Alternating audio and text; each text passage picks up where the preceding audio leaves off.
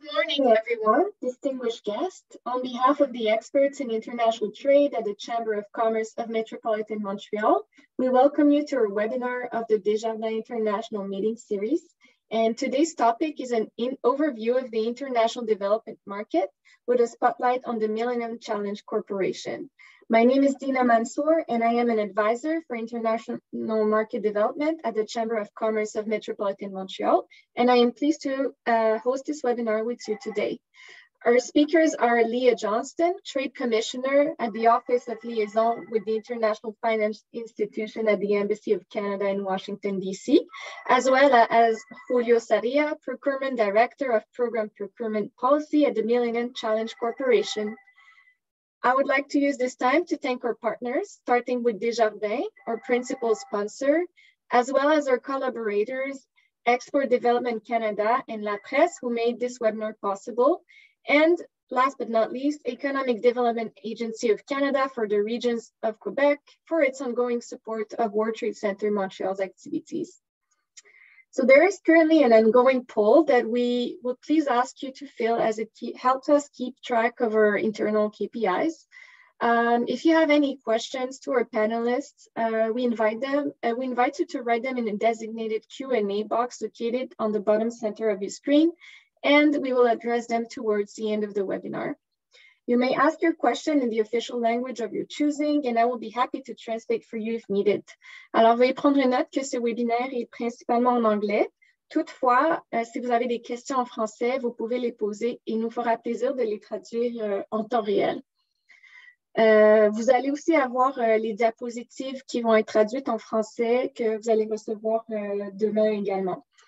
You will also receive a short survey that will pop up in your browser at the end that we will invite you to answer to gather your opinion for future events. I will also send you a follow-up email tomorrow, which will include the presentation used today in both languages, in French and in English. Also, if you would like to watch this webinar again, we will make the recording available on the Chamber of Commerce of Metropolitan Montreal website, as well as our YouTube page. So let me start by introducing our first speaker today, Leah Johnston. She is a trade commissioner covering the international financial institutions based at the Embassy of Canada in Washington, D.C. Prior to joining the team, Leah was a procurement officer for aid-funded business with the Department for International Trade at the British Embassy in Washington. In this role, she helped UK companies navigate and find success with the World Bank Group, the Inter-American Development Bank, USAID, and the Millennium Challenge Corporation. So, Leah, I now invite you to have the floor. Thank you, Dina, for the introduction and for hosting and organizing this event today.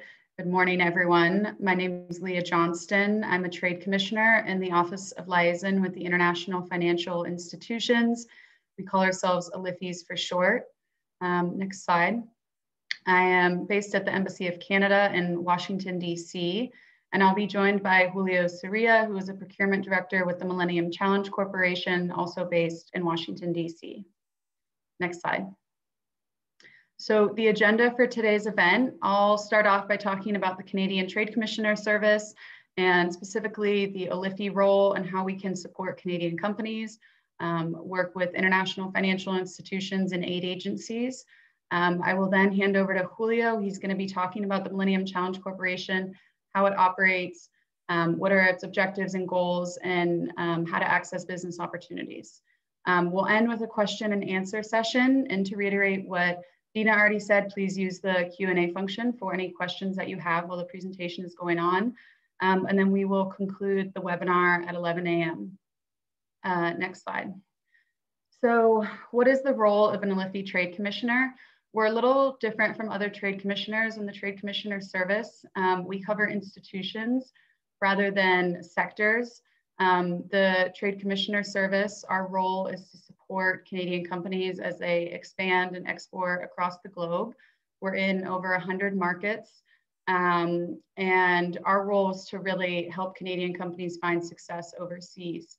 The ALIFI Trade Commissioners, our roles are really to demystify and explain how these institutions work. And we can also help assess your market potential for the IFIs and international development market. A big part of our job is identifying qualified key contacts within these institutions and helping you navigate them. A lot of them are large institutions with hundreds of staff, and they have their headquarters in Washington as well as their offices overseas. So we can help make sure that you're connecting with the right people.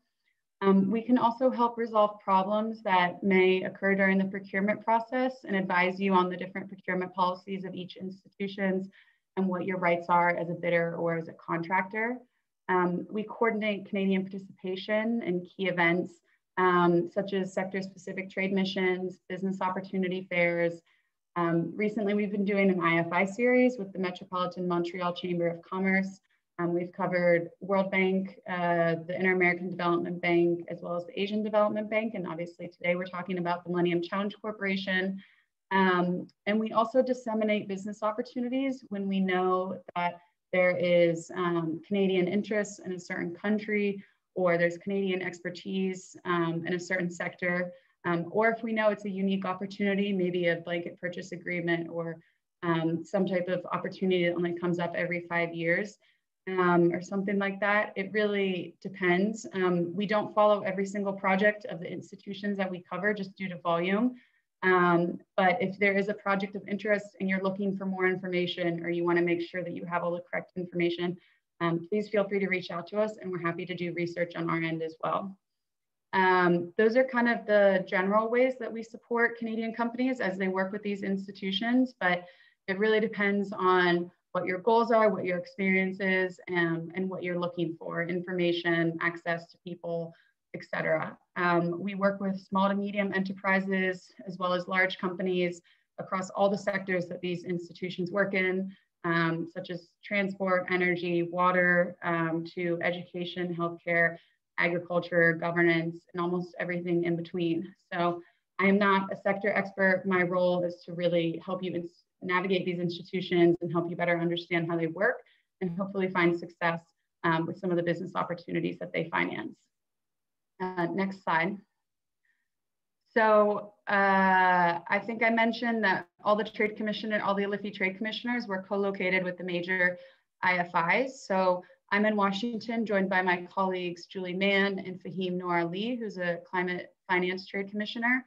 We cover the World Bank Group, the Inter-American Development Bank, as well as the U.S. agencies for international development, which is USAID, the Millennium Challenge Corporation, as well as the U.S. International Development Finance Corporation, also known as DFC.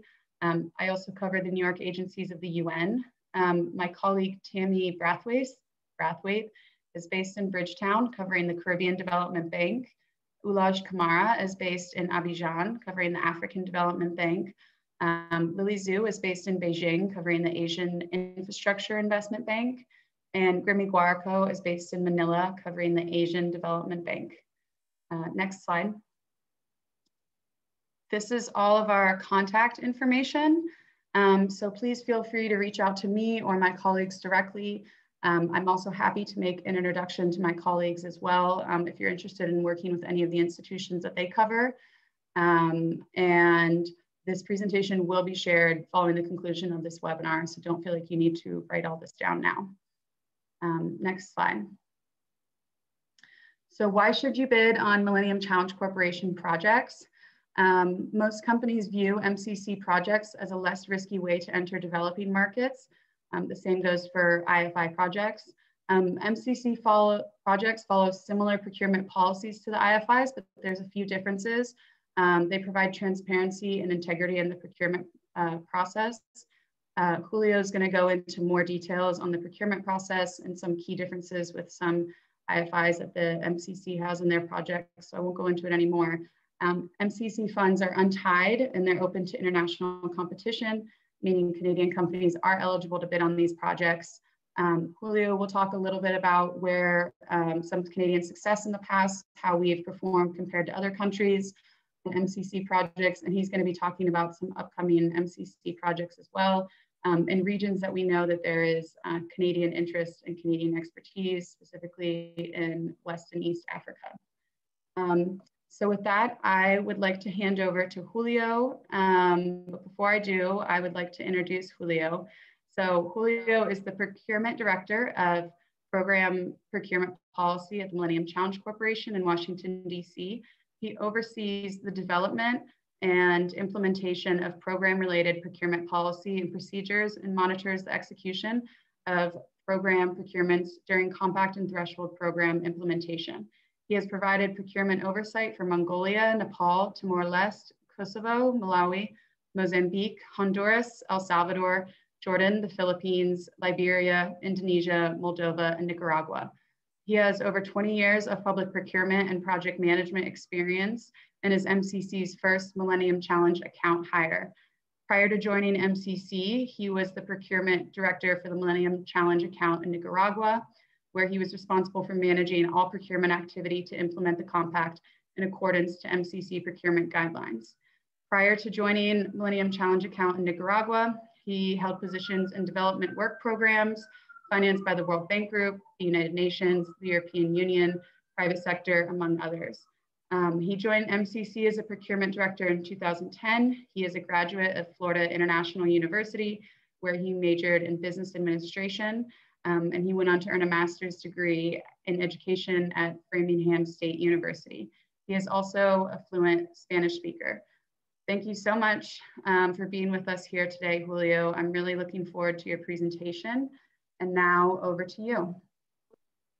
Great, thank you, Leah. Thank you for such a detailed introduction. I appreciate it. And I am so thrilled to be here with you guys today and be able to share some information that hopefully you'll find useful in upcoming opportunities to do business with MCC. As Leah said, my name is Julio Sarre. I'm a procurement director with MCC. And I'm going to be talking to you guys basically a little bit about the overall of MCC, and then I'm going to go into specifics of procurement. So next slide, please. All right, so as MCCs, for those that don't know who we are, well, we're a completely U.S. government foreign assistance agency with the main goal of ending global poverty. We were created back in 2004 with bipartisan support as a different approach to doing foreign assistance. And here we are, you know, so many years later, and we still enjoy that bipartisan support. So next slide, please.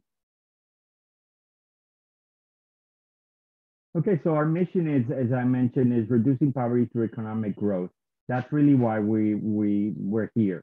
We do that through investments that promote economic growth, as I said, help people lift themselves out of poverty, create more stable, secure countries and regions, open the door for companies such as yourselves to work in new markets with fewer upfront risks.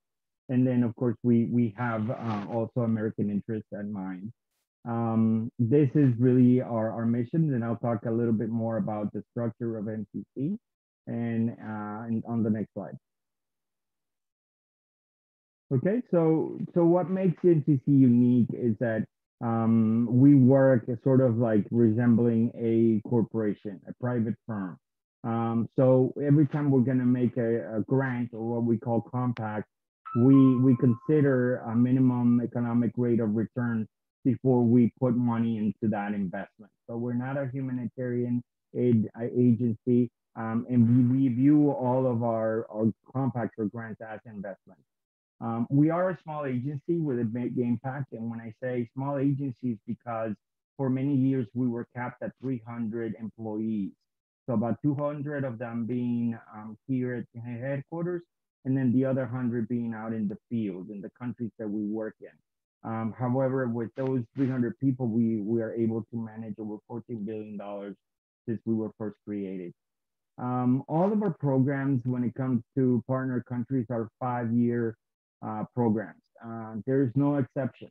So when I tell you that at the end of the 5 years, the program is over, it is really over. Regardless of whether we got to meet the goal, which we hope we do, and we do for the most part, but we cannot stretch the 5-year timeline. We are focused on results, and I'll go a little bit more into detail about that later. We have a country-led solutions implementation by the country. that is implementing the program, and then I'll explain that a little bit later. So we basically provide the grant money, we provide the funding, we provide the oversight, we provide our expertise, we provide some of the guidelines that they must use. However, the country where we're working in is the one that sets up their own office and runs their own program. So that's what the ownership is about. MCC only works with small group of countries that practice good governance, economic growth, and investment in people, investing in people. I'll talk a little bit more in the next slide. Countries are selected based on indicators. These indicators are provided by the World Bank, and there's certain criteria that the countries to become eligible must meet, and that is passing a minimum of the 50% of the total of the 20 indicators, and then there's 3 indicators that they must pass. Failing of any of those 3 indicators makes the country ineligible, and I'll go a little bit more into the detail in the next slide. We only work with low income and low middle income countries. And then as I mentioned before, MCC is structured like a corporation. That means that we have a board of directors. We means that we have a CEO, an acting CEO right now, and that we work with senior management that includes vice presidents and managing directors. Next slide, please. All right, so let's see, can you guys hear me okay? Actually, could you maybe, yes, bring your microphone a little bit closer? We do hear you, but your voice is a little bit far. Okay, how about now? It's excellent now. Okay, excellent, excellent. I just had to switch the headphones back. All right, so let's see. Our board of directors uses data-driven to make their decisions, to identify which ones are the best governed poor countries where MCC can reduce poverty through economic growth and have a good impact in that. Our board members, as you can see, I'm not going to read all of them to you, but these are our board members. As you can see, you know, there's half of them are going to be public sector and half of them are going to be private sector. These are the 3 indicators that you see on the right that I was telling you that they must pass. Aside from the 50% of the other indicators, these are the 3 that absolutely must be passed. So then the country becomes eligible for our funding. Okay, next slide. Now, as Leah said earlier, this recording will be shared and you guys will be able to access this information. So don't worry about looking at every single detail in this sheet. The bottom line, or what we want to portray with this sheet, is to get you guys to understand that we basically work throughout, you know, in different parts of the world. As long as the countries that we're working with meet the indicators that I was talking to you guys a little bit about, then these are the different countries where we've had some sort of presence by either having a small threshold program, which is a smaller program compared to the compacts, and then the large grants, which we call compacts. So that's just a slide to provide you a little bit of information of where we work. Next slide, please. Okay, this is where we're going to start going into the specifics of procurement. So I'm going to leave a little bit of the generalities of MCC out, and we're going to go in specifically into procurement. Before I start, I want to make sure that we understand that you guys understand the following assumption, which is that there's 2 types of procurement. The procurement that we do with headquarters, so that means here at the MCC, you know, Washington office, which is about $7 million a year. Those are administered by MCC. That means that we do our own procurement internally.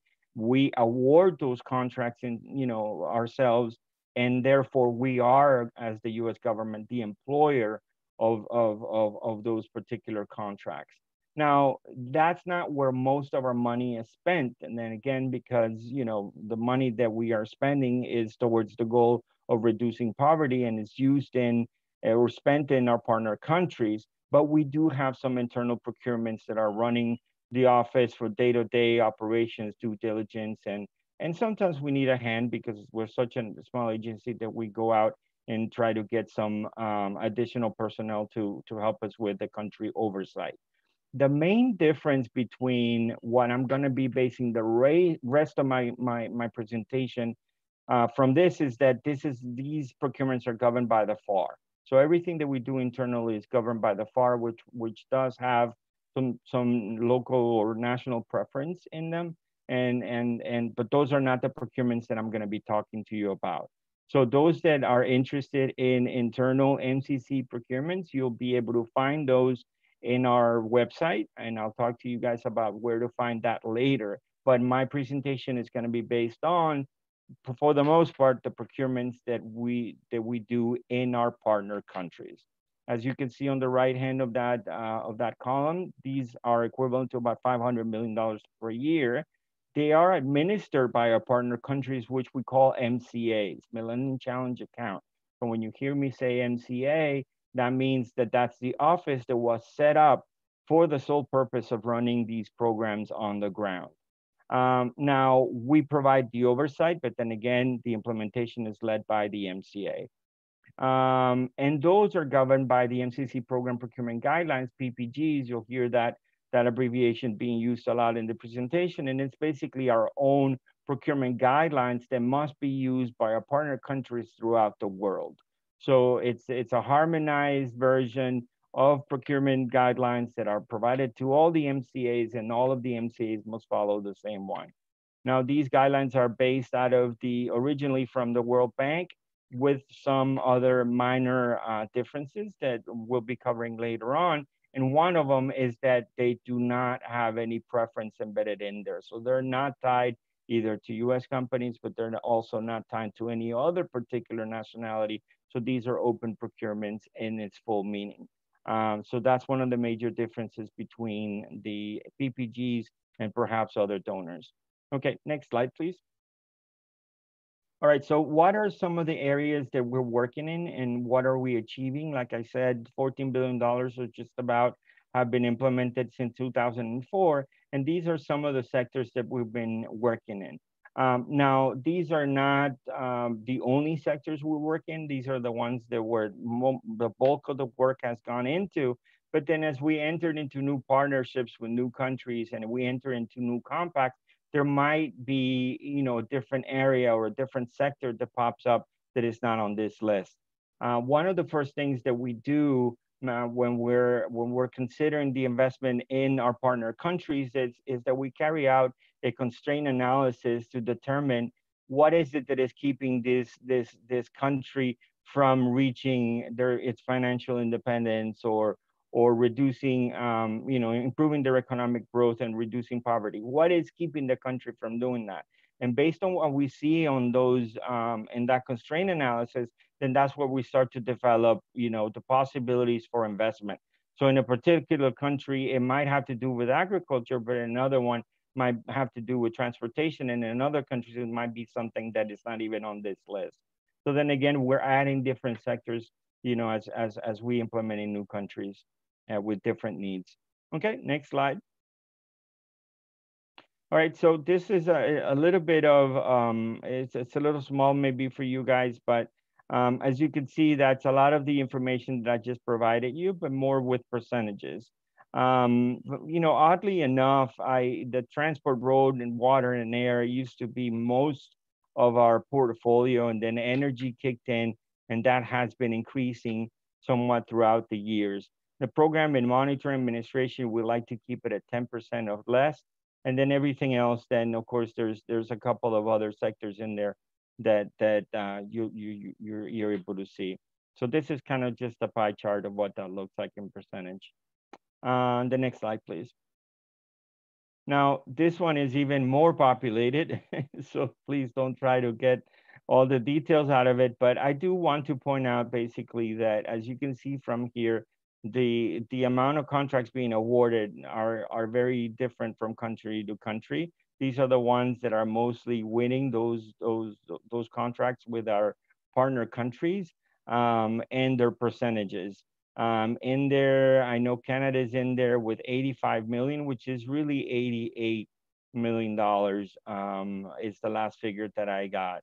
Now, you're going to see some countries, for example, I'm just going up from the very top just because it's there. Ecuador. I'm not familiar with what contract they won, but of course, Ecuador has not been a recipient of our grant. So this is just a country that came in and provided service. It says in one of our partnering countries, just like Turkey. And then you have Georgia, which is a country that we had a partnership with. And of course, then that means that a lot of those procurements were implemented by local contractors from Georgia.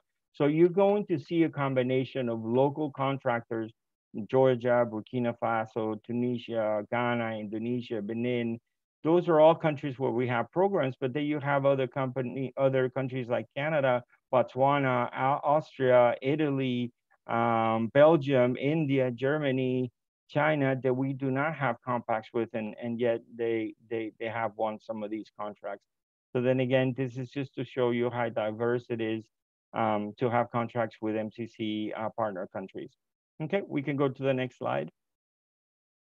All right, now, just for a little bit of your information, these are compacts that are either recently signed, have been recently signed, or they are under development. So if you're looking for new opportunities, these are the ones that are just starting or will start very, very soon.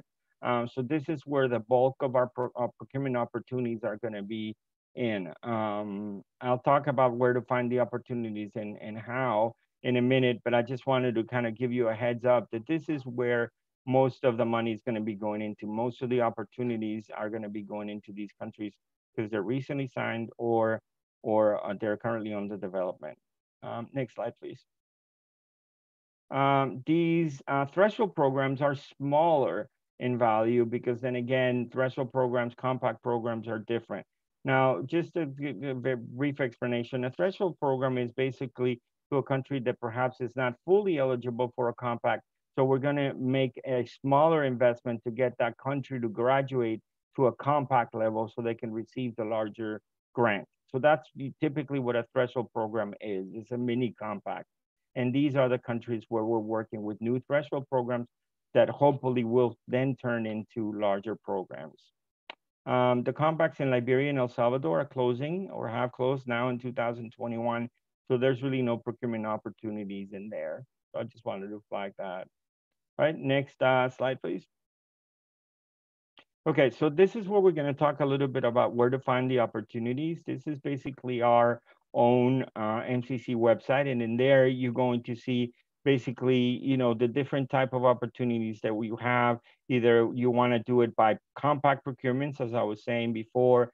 You want to look at threshold procurements, which are smaller programs. You want to look at consultant opportunity. You want to look at grants. You're looking for business opportunities, jobs that, you know, that maybe you want to apply. These are, everything is a one-stop shop. So you're going to find the own MCC procurements, and you're going to find also the MCA opportunities. And then you can divide them and filter them by country, perhaps by sector, and or the type of opportunity you're seeking. So there you go. The doing business with, you know, MCC are in basically those three pockets: compact procurements, threshold procurements, and business opportunities. All right, next slide, please. Okay, this is a little bit of a, you know, then again, a lot of information in here, but I think it's a good slide, and I choose to use it so then you guys get a better picture of how MCC works. So look at the very top where you see MCC, you know, we signed some sort of agreement, whether it be a threshold or a compact with the host country. Once we do that, the host country creates an accountable entity, which is the entity that's going to run the program. At the same time, on the left-hand side, you see MCC opens a small office in country that is also going to provide the oversight to the MCA. Now, the MCA will hire two types of agents. One of them is the fiscal agent that's going to manage their accounting, basically. And then the other one is going to be a procurement agent who's going to carry out all of their procurements on their behalf. Why do we do that? For many reasons. One of them being that we want the MCAs to focus on results. Remember that we talked a little bit about focus on results. We want them to reduce poverty. We want them to implement the programs. We want them to do it in for 5 years and be successful. So we don't want to burden them with the administrative work. So we take out the procurement work, we take out the fiscal work that is done independently by a private company who's procured openly and awarded from an open competition, and then they run the procurements and their accounting. Now, when it comes to the fiscal agent, which is the one doing their accounting, they're going to open a small bank account in country, which is the bank account that they're going to be paying their salaries, for example. So day-to-day operations, that's where the money goes into a small bank account for those day-to-day operations.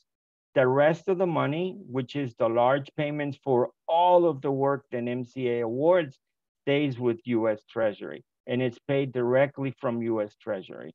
That money never leaves or goes through their local government. The payments are made straight from Treasury to the awarded contractors, even though these contractors are, as you can see from this graph, are not MCC contractors.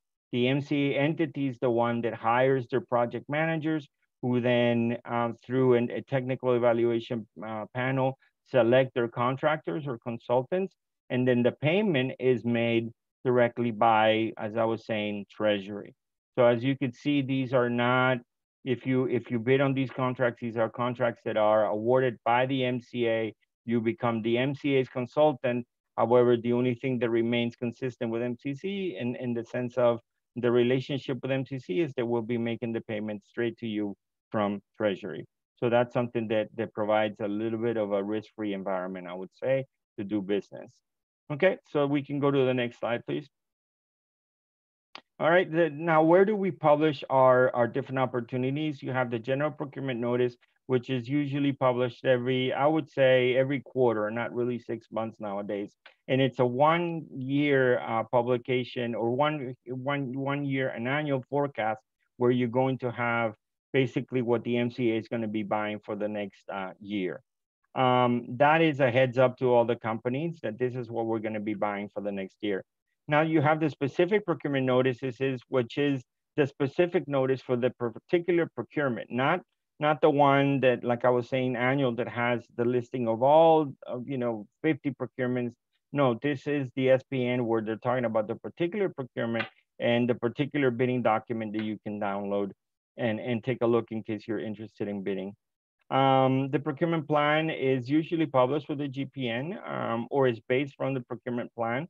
And then MCC's website is going to capture that same information and also put it in our business forecast, which is going to be basically the 1 year looking forwards of what procurements are coming up in what country.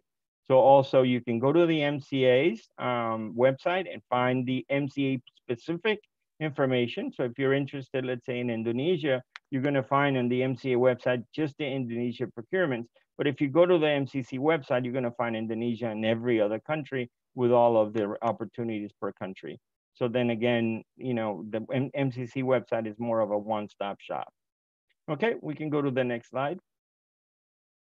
Okay, now these procurement opportunities, then again, they're advertised, as I said, on the MCA, MCC website. They're also done in the local newspapers. So that's meant so then also local, bidders are aware of these opportunities, because then the other vehicles that we use for publication are international. So the DG Market, UN Development Business, and Fed Biz Ops. So in case it's a smaller procurement and we were dealing with the local market, then they also get to at least know that this opportunity, however, they get no preference, as I said.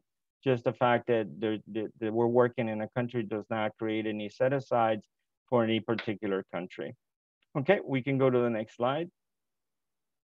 Okay, this one I think we can go fairly quickly because I want to leave some time, of course, for questions. As I said, if you're interested in how these procurements are done, the PPG is available on our website.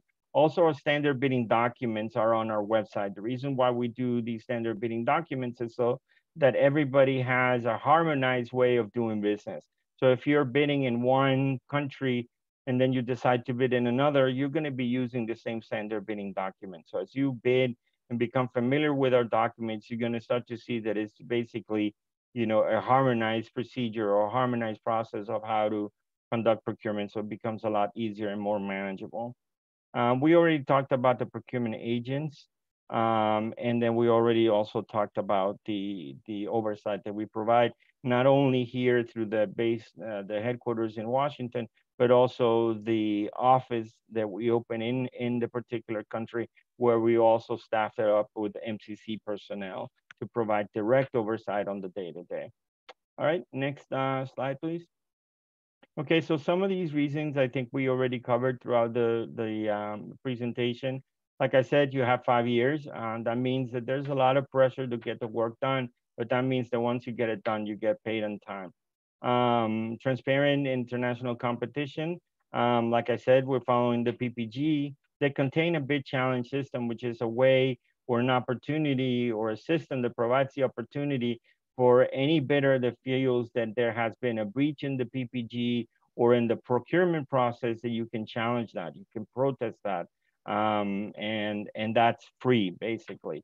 The first level is free. So that is something that you need to be aware of in case that you perceive that something wasn't done according to the PPG, then you can also challenge that. It's open competition, like I said, no nationality preference. We do place a strong emphasis on past performance, either being past performance in general, meaning the experience that you bring to the table and references you bring to the table, or if you have worked before with an MCA, which is not a requirement, we're also going to be looking at that past performance if there is any. But if you don't have it, then again, it's not evaluated nor required. What we're looking here is for past performance and experience, regardless of where it's coming from. Let's see. Now, another thing that is interesting to you guys is that anything above $1 million is required to be evaluated by an external industry expert, not controlled by the government, not by the MCA, not by their own staff. They need to have external panelists that we often review their CVs for. So any of those large procurements, the multi-million-dollar procurements, the people that select the actual awards are going to be independent experts. So they're hired openly. Then again, they go out to the market, they get different CVs, they evaluate their skills, they evaluate their experience, and then the awards are going to be done by industry experts and not selected by by a partner country's government or government officials. All right, so we can go to the next slide. We talked about the procurement agent already. We talked about Treasury being, the ones that pays you directly. We do pay a lot of, attention to international and labor standards. We do have policies in place in our standard bidding documents. And this I mentioned because this is something that is evaluated. This is not something recent. This is not something that we put in there as just a standard clause just to put in there. We actually evaluate that. So please pay attention to the requirements that you need to present or you need to demonstrate having experience with when it deals with environment and labor standards. Let's see, we already talked about the fair contract management and practices supervised by MCC. And then we have a strong focus on impact analysis, meaning that we have an M&E, monitoring evaluation shop, that basically looks at where we started, where we want to be, and then we take measurements of that and measure the impact. Not only that we are leaving, of how much of a footprint we're leaving, but also one that is tied to sustainability. Because then again, we're looking at these as investments. So we're not going to put money into something that that the partner country is not able to maintain after we leave. So then we're constantly evaluating that. All right, we can go to the next slide, please. Some tips for you guys. It's basically try to, and this is just encouraging you, but it's not a requirement, is to try to find joint ventures. Other partners that you can partner with, either, to enhance or enrich your experience, or basically because you're looking for someone who has worked in the particular country. It's not a requirement. You'll never see it as a requirement. We don't allow that requirement, but we encourage it. So if you're a company that has never worked in one particular country where we have a compact, then it might be good for you to partner with somebody who has either worked in that country or who works in that country. That could be international or local firm. But that usually helps to enhance your experience and help you transition into this new venture. Now, how you find that is not something that we provide. We don't try to marry any companies, but what we do is that we will publish, and the MCAs will also publish the awards. So you'll be able to find out who's winning contracts, who has bid, who has won contracts, and for what amount and for what type of work. So then from that list, you can kind of, begin to contact other companies that have worked in the particular field that you're looking for in the particular country you're looking for. So that's one way you find those opportunities. Another one is that the MCAs will have pre-conferences for their procurements. So basically now they're doing it virtually, and now it's become more of a requirement to do them virtually so everybody can join. So you can definitely see who's participating, who's interested, and then inquire from there. The other thing that I would tell you is to remember we talked about the standard bidding documents. People make the mistake thinking they're just like the World Banks and they will miss some requirements. So please don't make that assumption. The reason why we spin off the World Bank and we have our own procurement guidelines and our own documents is because we have to embed US law in it. So then some of the requirements, the eligibility checks will be different. The certifications that you fill will be different. So please don't assume that it's the same as the bank, even though we appreciate the bank's support in allowing us to use their references at the very beginning. Let's see, use, of course, the forms. We have a lot of bidders that decide to use their own forms, and that creates a mess. And then if you have any questions, then take a look at our guidelines, our PPGs that are also in our website. The fixed price contracts is basically the way that we do business for the most part with our partner countries is through fixed price contracts. However, we allow basically every other type of contract that you can think of. So it's not that they're not allowed, it's just that the preferred way of doing contracts is through a fixed price contract. So I just wanted to put that out there. All right, next slide, please. Zero tolerance to fraud and corruption. I'm pretty sure that you've heard this before, but we do, monitor, we do train the MCAs on how to report fraud and corruption. We work very closely with the OIG. We have ways to report fraud and corruption or provide allegations. It's anonymous if needs to be. And we do act on it with the support of the OIG.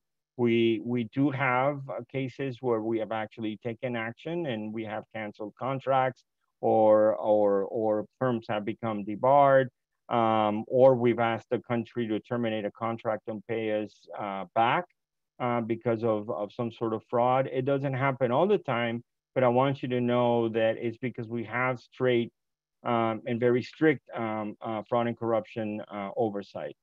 Let's see, request of information and clarification. I think this is pretty straightforward, but what I would say is don't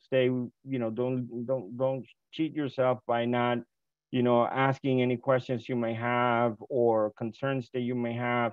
In fact, I would recommend that you go into our website, identify the MCAs and the opportunities you'll be interested in, and go ahead and contact them. Go ahead and write their procurement agent and say, I'm interested. So then they can put you in some sort of roster and then get back to you when that procurement opportunity is launched and let you know so then you can participate. But there's nothing wrong with you guys reaching out directly to the MCA or directly to the procurement agent, establishing that rapport and showing basically what your services are. Then again, I talked about the bid challenge system. That's one way that you can, have the right to review what this decision that MCA is making in regards to the award. And also you are entitled to a debriefing, which is not at the level of a formal protest, but it's at the level of, can you please explain to me, how I can do better? They're not there to tell you how the other companies did better. They're not going to disclose information about the other companies, but they will talk to you about your own bid and how you could have done better and what are some of the strengths and weaknesses they found in your bid. So that's called a debriefing. Next slide, please. And that's it. I'm looking at time. It's 10:45, so I rushed it a little bit, but we are at 16 minutes for Q&A. So thank you so much. I appreciate your attention.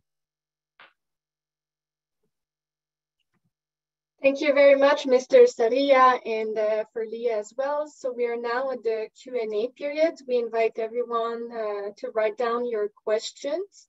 We already received a couple of questions from attendees, so we will start. So the first question from Vincent Dehon. What are the advantages for MCC of working with Canadian firms rather than US firms? And are there complementary links or shared strategies between MCC and Global Affairs Canada? So maybe, Leah, if you'd like to start with the second part, if there are complementary links or shared strategies between MCC and Global Affairs Canada, and then Julio, if you want, you can go ahead for the rest of the question. Sure, thank you, Dina. I definitely think there's links between MCC International Development Objectives and Global Affairs Canada. I mean, I would say though, just to keep in mind, I am in the trade side of GAC, so I am not a development professional, but I think they both have priorities around reducing poverty through economic growth, supporting women-owned enterprises and you know, women's economic empowerment. I will say though, on the kind of first part of the question, as I mentioned earlier, MCC is untied, meaning it is open to Canadian firms. US firms are also obviously eligible. Canada, I think, has a lot of expertise in the consulting and professional services sectors, particularly in renewable energy, environment, transport, water sectors. That's where we see a lot of sort of the infrastructure sectors, as well as in agriculture and education sectors. Canadian companies also have the bilingual capacity. And as you saw from Julio's presentation, there's a number of procurements of, threshold and compacts in West Africa, as well as in East Africa. So there's the language component. The MCC, or the companies that we work with that have worked with MCC, really like the MCC approach. The fact that it is time-bound, the 5-year timeline is strict, meaning these projects are not going to go on for longer than that, which can sometimes happen on other on IFI projects. Being paid by the US Treasury is something that they also really appreciate. And I would also say MCC is very open with their information. Julio pointed out all the different links on their website where you can find it. The business forecast is a great tool. And I think it's updated quarterly. And I think it was updated at maybe it was the beginning of this month or last month. So those are great tools that companies can use. Their website's very easy to navigate. And you can see exactly what's being procured. It'll give you the names of the contact people who are in charge of them. It'll tell you at what quarter it's being procured. So they have a lot of information. So I would say definitely spend some time getting to know their website and understanding all those resources that are available to you. Thank you. And Julio, did you have something else to add? Not a whole lot, Leah. That was very comprehensive, and thank you. I would just say that MCC is recently now venturing into partnerships. So we are currently developing a partnership program that will work similarly to procurement, in the sense that sometimes these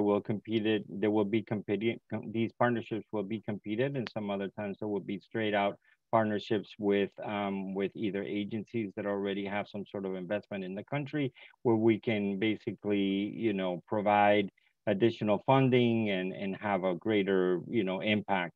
We've already done that, for example, in Liberia, a country that I worked in with, where we came in and worked with other donors like the World Bank, KCGF. It was another one that was present in there. And we basically just, we piggy ride off a project that they had already started many years ago in a hydro plant. So we're starting to do that a little bit more. So that might be another way of providing opportunities to you. And you'll find those on our website. So I just wanted to add that. Now, in regards to specific examples, this information is going to resonate more than with you guys that are in the field, but some of the Canadian firms that have won contracts, large contracts, is AECOM. They did so in Benin and Cote d'Ivoire. Manitoba Hydro, they did that in Benin. They won a contract in Benin. You have Coldwater that also won contracts in Zambia and Niger. And then you have the Consortium of International for the Development of Education, CIDE, in Morocco. So then again, I'm not sure specifically what sectors these are, but these are just some of the companies that account for the $88 million that have been awarded to Canadian firms. Thanks. Thanks. So our next question is just to clarify something. It's a question from David Lee, who's asking, for MCA opportunities, will local taxes need to be included in the bid price? So for the most part, if it is, the one thing is that some MCAs choose to do that, so then they know how much of tax will be exempt. So I would say that the most important part about that question or that concern is to know that no funding of MCC goes into paying taxes. So then we basically partner with the country and say, you will not tax any of our investments. And that triggers down to the equipment that you will purchase as consultants, bring into the country as consultants. That will not be taxed. You will not be taxed at all. Now you have local tax obligations in your own, in Canada, but not in the co-partnering country. If they do ask for that information, is so then they can compare apples to apples.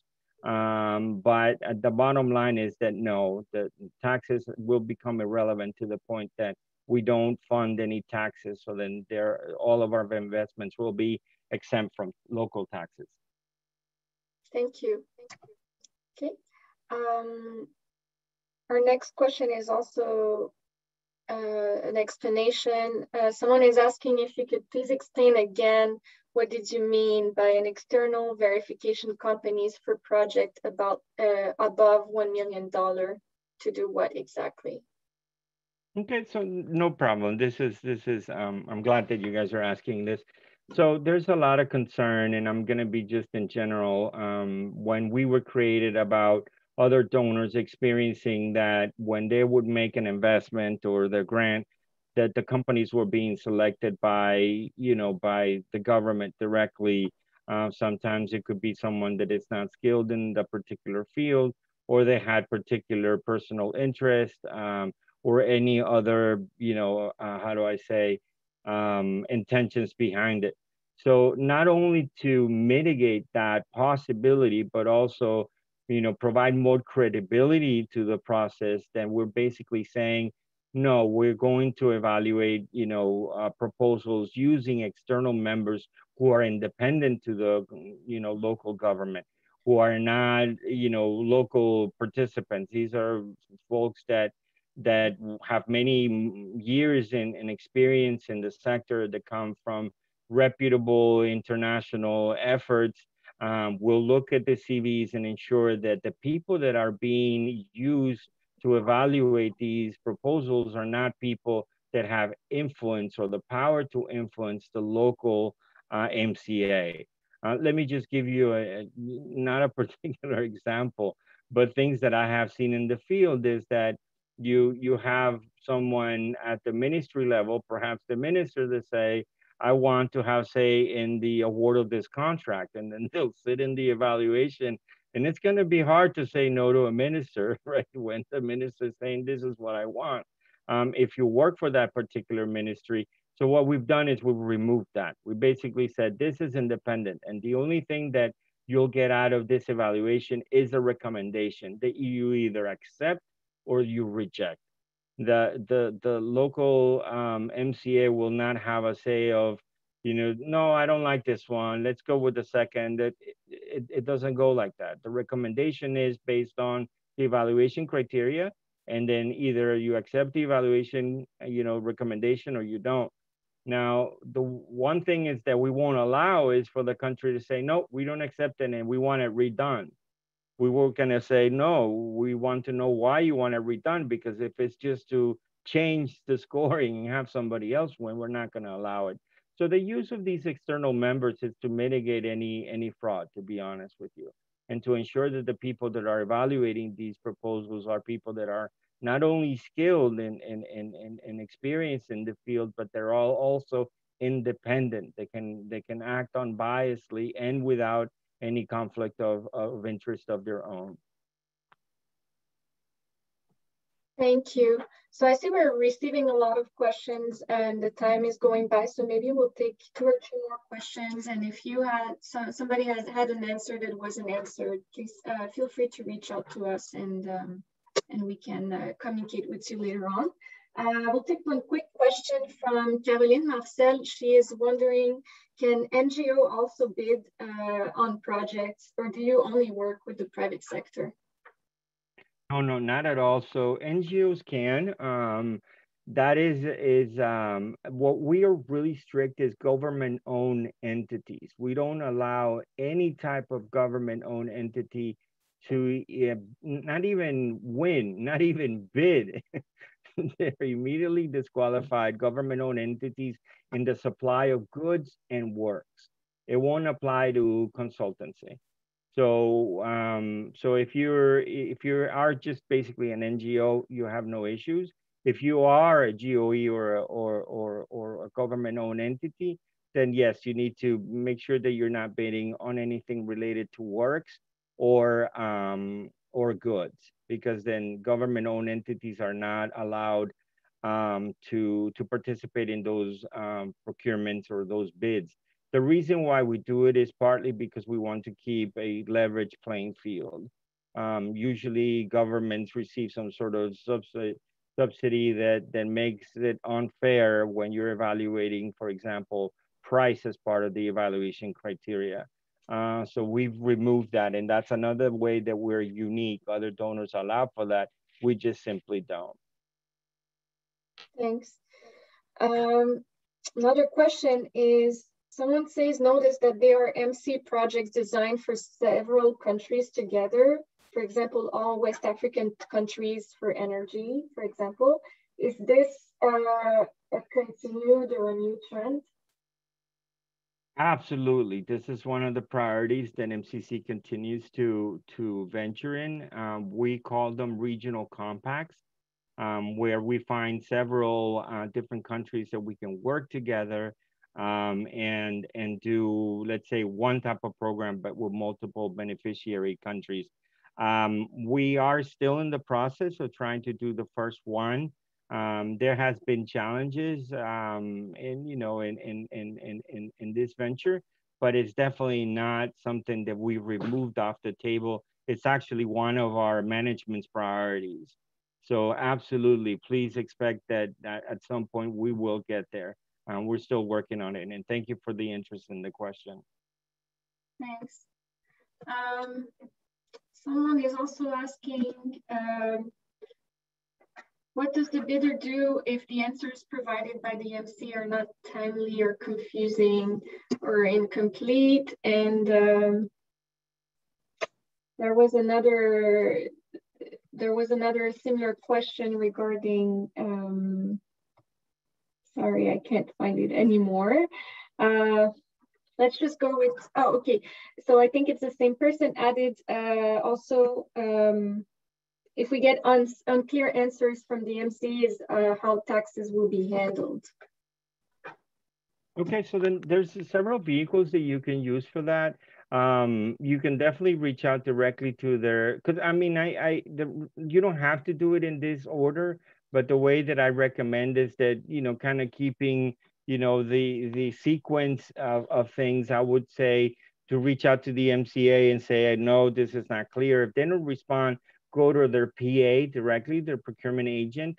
And if that's not responsive, you can reach out directly to MCC as you see fit. You can go directly to us if your experience has been so bad that they don't respond regardless of the PA or regardless of the MCA, then come straight to us. Now, if for example, one of the things that is, I don't know if this is a word, challengeable in our bid challenge system is the specs themselves. If the MCA goes out with a bidding document that it's either unclear or it's specifically directed to a particular company or a brand, that is challengeable. So then you can go and say, I challenge that. This is being, you know, completely cited to a particular company, and I can demonstrate it by showing you the following technical specifications. Now, when it's the opposite, when they're very general, that's a little bit more difficult because they're not trying to maybe nail it to a particular company. It's just that they're being ambiguous enough that it's probably going to lead to some sort of bad procurement, a pretty poor selection, or very low quality kind of thing. So in there, it's not so much a complaint, but what you would be advised to do would be to maybe reach out to the MCA and say, you know what, I'm the market. What you're going out there for is too ambiguous. May I recommend this? The MCAs have the opportunity and are allowed to do what we call RFIs, request for information, which they go to the market and say, I wish to do this. I don't know exactly how. So before I publish something that is too broad, I want to hear from the experts. And that's your chance to go weigh in and say, okay, before you release, know that we have this new technology. Don't go with this old one, you know, whatever it might be. So then you have a chance to weigh in. So please do that. But ultimately, if the MCA doesn't respond, just have us in mind. My contact information is on the last slide. And also there's an email on our website that you can also write to us directly. Thanks. Thank you very much, Julio and Leah. Thank you for your intervention. And I'm sure the participants here today found it very helpful. Unfortunately, we didn't have enough time we received a big amount of questions. So tomorrow you will receive the slides with contact information. And for people who had a very specific question, we might also reach out to you directly. As a reminder, also the webinar has been recorded. So if you want to go back, I will send you the link where you can see it. It will be made available on our webpage and YouTube channel within this week, so you can review it. You will also receive a survey that will pop up when you will exit the webinar. If you can complete it, it will be highly appreciated so we can get your feedback on the webinar. So thank you again, Leah and Julio. It was a pleasure having you here today. And thanks to all the participants for joining us. And on behalf of the Chamber of Commerce of Metropolitan Montreal, I wish you all a good day and hope to see you at our next events. Thank you so much. Thank you so much. Thank you. Bye, everyone. Bye. Bye. Bye.